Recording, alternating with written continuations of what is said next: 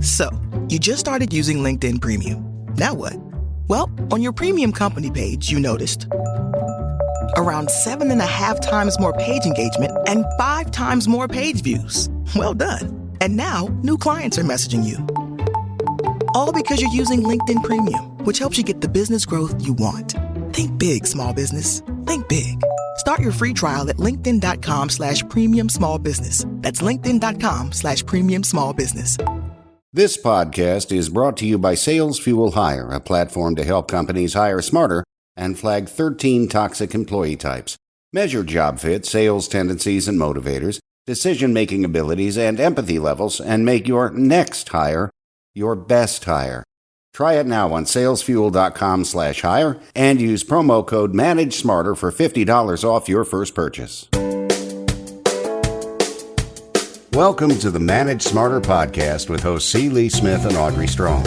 We're glad you're here for discussions on new ways to manage smarter, hire, develop, and retain talent, improve results, and propel team performance to new heights. This is the Manage Smarter podcast. You know, in the 3 years we've been doing this show, Lee, we have never touched on addiction and human resources. And I think with the layering of the pandemic over everything, even though we're starting to come out, it's just almost taken that whole space and shot it on steroids like 1,000,000%. Yeah, and if you've been a manager for any length of time, you will encounter an employee, a coworker, even a boss, if you will, that you know is challenged by this. So it's important to know how to deal with this. And we've got a great guest to help us talk about that today. We sure do. Welcome to Manage Smarter, everyone. I'm Audrey Strong. I'm the Vice President of Communications here at Sales Fuel, our company. And I'm C. Lee Smith, the President and CEO of Sales Fuel, our company. That's right. So today's guest is Gregory Silva. Hi, Greg. Thanks for coming to our microphones. Hi, Audrey and Lee. Thank you so much for having me. I really appreciate the opportunity. Well, we're glad you're here. You are the Director of Operations for 3 drug and alcohol treatment centers in Southern California, Living Longer Recovery, Gravity Treatment Centers, and the new Spirit Treatment Center in, can I say SoCal? So I sound really hip and cool. Where are you guys coming from? I'm in Dallas. I'm in Columbus, nowhere near California, but we'll head out there this winter. It'll be fine. Greg, you began your career in marketing, which is what I do. But after your best friend passed away from an overdose back in 2012, you did a huge switch and you want to help others suffering from addiction, which is why you're with us today with a new career in substance abuse treatment. And you're passionate about helping people change their lives for the better. We are really glad that you're here. And so my first question was, because Lee and I were doing our show prep this morning, is what are we talking about right now? Are we only talking about drugs and alcohol? Or are we talking about a much wider spectrum of behaviors that qualify as addiction? Well, we treat individuals that suffer from drugs and alcohol, but there are tons of other addictions. I mean, there is sex addiction. We know there's people are addicted to social media. There's all kinds of addictions. There's people are addicted to exercise. There's eating disorders. There's things like that. I only deal with drugs and alcohol rehabilitation, but there is help for all of those. And we can talk about resources for anyone who's suffering from some kind of addiction. Hopefully we'll get there. How can a manager tell if they've for sure in their mind that they've got an employee or a coworker then that is suffering or is dealing with some sort of addiction? Well, there's lots of signs. You just have to know how to look for them. That kind of takes me back to how I got into this field. My best friend he house sat for me, and I was doing a lot of work in Europe. I was spending a lot of time in France, and he would house sit for me. And he had told me that he was ordering Xanax off the internet and drinking. And I mean, I knew it was a problem, but I didn't really know how badly of a problem it was. And I tried to get him help, but I didn't really know how to go about it. And he ended up committing suicide in my garage, and I found that it was horrible. And I had so much guilt, and I didn't know what to do, and I wished I would have known more. And as fate would have it, I ended up leaving that position and taking a position with the treatment center in their marketing department. And all the lights went on, the bulbs went on over my head. It's like, wait a minute, if I would have known some of this stuff before, I could have hopefully saved my friend and other people. So I've made it my mission. I've went from the marketing department to actually running 3 treatment centers. And my goal is to help people recognize when either they or their loved ones need treatment and what questions to ask, because that's the hard part right there, and how to recognize when their behavior has changed, and you just know something's wrong. How do you breach that subject? How do you make someone understand that they need help? And anyway, that's kind of where we're at now. The questions to ask specifically, and is that a function of HR that you should have them ask the questions, or as a manager should I be asking? Well, there's a lot of companies that drug test. They work with machinery or truck driving or those kinds of things, and they require regular testing, and a lot of them will fail. Not a lot, but a good percentage will fail the drug test, and that's obviously a indication right there is when there's a failed drug test. And what is your policy with HR? Obviously most companies have a policy how they deal with drugs and alcohol. Another way is people are either late to work, or they don't show up, or they don't call in, and that may be a new pattern that you didn't see before. Maybe somebody's worked for you for 10, 15 years, and all of a sudden they're calling in sick, and they come in late, or they leave early, or they don't, their moods have changed, their way they are conducting their business for you has changed. So those are all signs. And we just, coworkers notice it usually first, and, they don't want to snitch, but,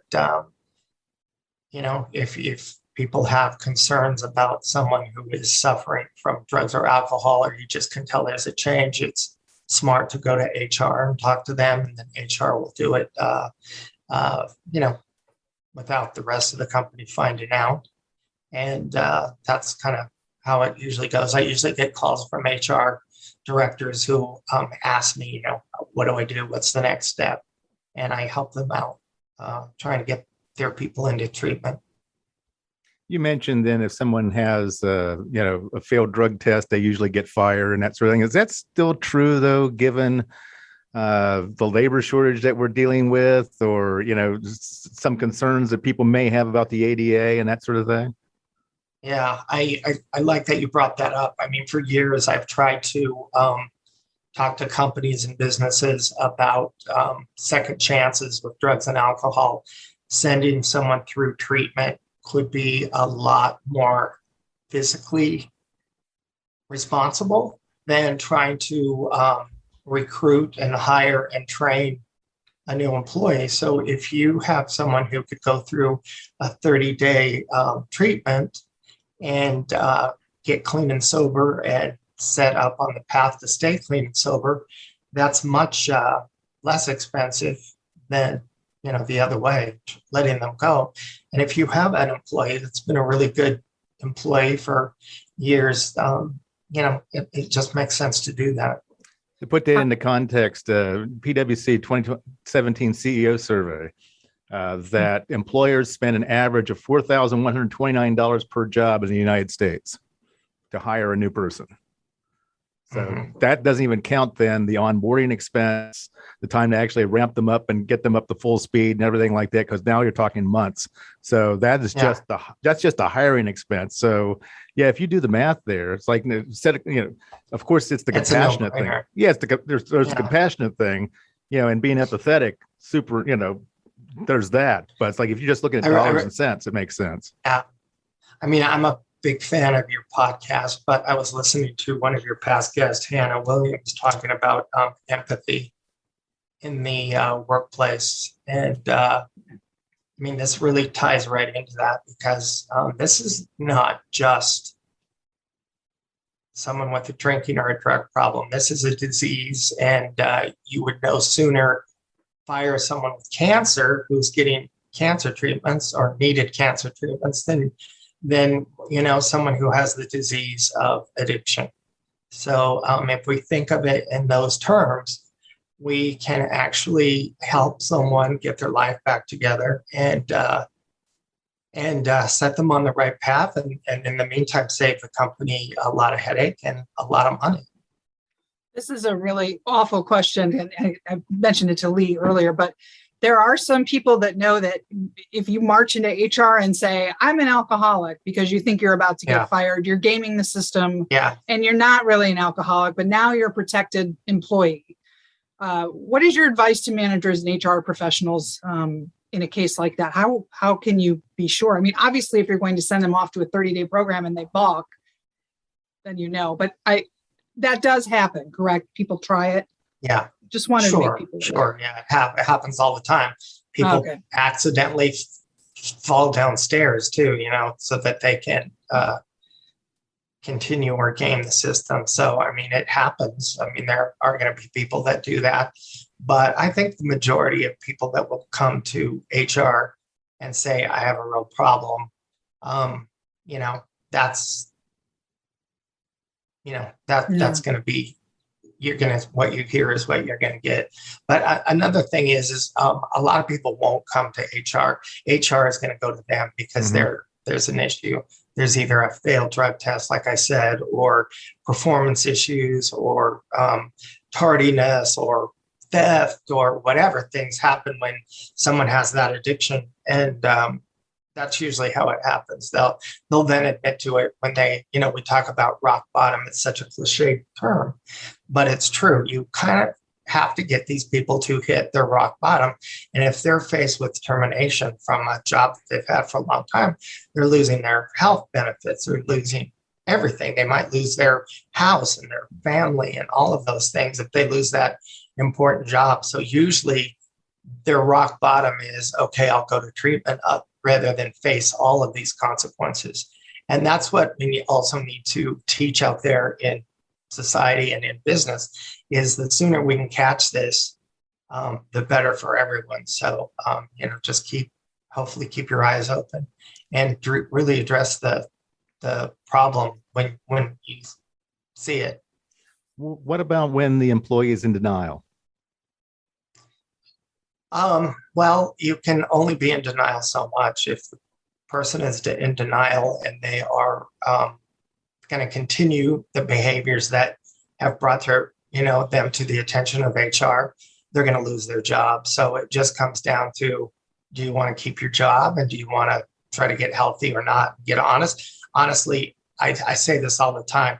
I'm pretty persuasive. I can talk until I'm blue in the face, and I can talk almost anybody into anything, but I can't talk people into coming to treatment. Drugs like fentanyl and heroin are way more persuasive than I am. So someone has to want to get help, and usually they want to get help because their life is about to go down the drain, not just health-wise, but, their wife and kids and husband and job. All of those things are on a precipice, and you need to address it. And that's when they come to me and say, Greg, I need to get into treatment right now. I mean, if I walk up to someone on the street who's using and they don't have many consequences from it, they're like, why do I need to come in? And, but if I talk to someone whose husband has just told her, hey, honey, you got to quit drinking, or we're getting a divorce, or, whatever, I'll call the cops the next time you take our car. Those kinds of things will get someone to wake up and go, okay, I need to do this. For managers, you say tough love works. So we talked about having empathy, but you're also saying tough love. If you were training me as a manager, how do I marry those two things together? And is it the way that I'm speaking to them and how I'm conveying the message? It's a little bit. It's a little bit of everything when we can train ourselves to realize that this is a disease and not just, a dirty drug addict. That helps. Another thing that helps is realizing that people who take drugs and alcohol, people who are addicts, usually have a co-occurring mental health disorder. So there's some serious trauma in the background. There is some, abuse, you name it. There is some kind of something that causes them to want to quiet their mind, and they pick a drug or an alcohol that helps them cope. And it may work for a while, it may work for a couple of years, but eventually that is going to be worse than the original trauma that they had and lead them down. So treatment really does consist of a mental health and a addiction specialist working in tandem to, get people back on their feet. And that's what people, I think HR people and people in those positions need to understand, that this isn't just someone who wants to have fun and get high. This is someone who's trying to taking it upon themselves to find a substance that helps them instead of going the right way. Sometimes doctors misdiagnose, or they're not able to see the right specialists or things like that. And that's what leads people usually to, become addicted. Would you say they're trying to self-medicate? Exactly. Yeah. If someone's got a drinking problem, are there other addictions that the managers or friends need to be on the lookout for as well, that coexist with that? Well, I mean, a lot of addicts will use different substances, but besides alcohol, there's a lot of issues with prescription drugs. There's people who take hydrocodone or some kind of prescribed opiates. Those people usually will eventually not be able to find those opiates. The doctors quit prescribing, and they can't steal them out of their parents' home anymore, or vice versa. So they start using heroin. And heroin you can get on the street, or they'll start using fentanyl, which is super deadly. So, people snort a lot of meth. Meth is making a comeback, which is horrible. Cocaine in some places, depending the part of the country you're in. So it's not always just obviously alcohol. It could be a bunch of different things. And people could be like drinking at night and then taking some kind of upper in the morning so that they can make it to work and try to be semi-alert. So it could be quite a few things. And like I said, many companies do drug tests. So your analysis will show up to 10 or 12 different substances that could be in the system. So you Which talk about, go ahead. I was going to say, which one are you seeing more of lately? And when it comes to the drug? Well, we get patients from all over the country, and it kind of just depends. The younger crowd, the under 30 crowd, 18 to 25, 28, they do a lot of fentanyl. It's really cheap. It's on the streets, and it's so deadly. You could be taking a certain amount, and you get a new batch, which is much stronger. You have no idea. You do that, and you're dead. So that's a really bad one. We see a lot of middle-aged men and women who are drinking a lot more during the pandemic. Women are drinking 5 times more than usual in the last couple of years. So we see a lot of alcohol abuse among busy professionals, and we get them in here.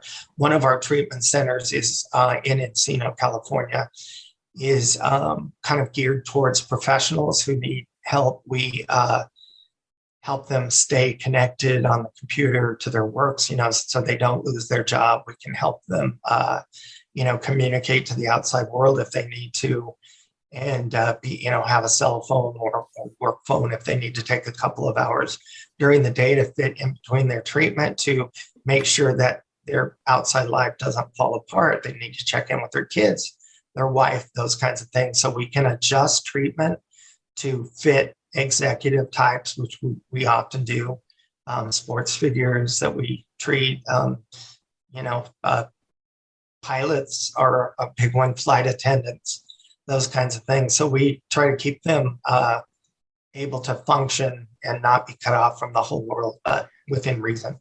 Greg, I would be my question. Your turn, Audrey. I was saying that was going to be my question. Is there? I've never been through a program, but that's a great example of some of the new model of treatment programs. Are there like 15-day programs, or is it 30, 60, 90? Like, what are some of the other models that EAP programs and HRP studies show that the longer you can stay in some type of treatment, the better the odds that you will stay sober. What we do is the initial portion. So we'll do it at our facilities. We do detox and residential treatment, where you actually come here, detox off the medication. You are strictly monitored by a doctor and nurses that make sure you have a smooth and not too difficult detox period. It can be dangerous sometimes. If someone's been drinking for a very long time, they can have seizures if they stop immediately. So there's meds to help them through that. And then after about 5 to 7 days of detoxing, they go into a very intensive program where they're doing a lot of therapy and groups and things like that. And that's all residential. They actually stay with us, and we have facilities where they stay. After 30 to 45 days, we recommend that they go to some kind of outside treatment near their home, where they can have 3 to 5 days a week where they're going to meetings and they're getting tested and still going to therapies. And then after that, it can drop down where you're only going once a week, just getting checked, a checkup and making sure you're on track. That could go up to even a year or over a year. Wow. But the most important part is the first 30 days to 45 days, and that's what we do. So if you are listening to this show or watching this show and you are struggling with an addiction, an eating disorder, anything like that, Greg, what advice would you give that person then to reaching out, seeking help right now? Well, 30 days goes by pretty fast, and it's not what most people think. It's not jail. It's not lockup. It's a very great atmosphere where you're surrounded by peers who are going through the same thing as you, and you're surrounded by professionals who know exactly what you need, and they'll help you get through it. I would say just jump in with both feet with an open mind and reach out to someone who can help you. And I have some phone numbers and names that I can give for people around the country. Like I said, I get people that fly into my facilities every day. I have a couple coming in today that I will pick up at the airport. I'll be the face that they see when they get there, and we have a very comfortable van that we pick everyone up with their luggage, bring them into treatment. They're admitted, and we get right down to it. And it's safe, and it's turns out people make lifelong friends when they're here, and they continue relationships once they leave here to support each other. Sure. We've got about a minute left. So you've got 3 different websites. Give us those, and then the phone number that you would want. I'm going to give you one website, because you can reach me through there, and that way you don't have to write a million things down. But and I'll give you a phone number for me as well. You can reach out and talk to a professional anytime. It's an 800 number. The number is 833-244-5900. And again, 833-244-5900. And then you can go to our a website, which is www.gravitytreatmentcenters.com. And that's a plural of treatment centers. So gravitytreatmentcenters.com. That's a website that will show you a bit about what our facility is like, and talk about some of the therapies, and introduce you to some of the employees that work here. Many of the employees that work here have beaten addiction. They've been in treatment before, so they completely understand. And then if you don't have, if you don't have insurance, or you have a different kind of addiction, you can call the national helpline. It's SAMHSA, and it's 800-662-4357. And if you have like a Medi-Cal or a Medicare type policy, they can help you a lot as well. And they're very helpful. That's great information. I thank you so much for the managers listening. Great advice for how to handle these things correctly. And for anybody who needs help, phone numbers and websites to go to. Greg, this has been great. Thank you so much. I can't believe 20 minutes went by this fast. It's amazing how fast it goes. Thanks for listening. If you enjoyed the show, please rate and recommend on iTunes, Overcast, or wherever you get your podcasts. You can also get more great information at salesfuel.com.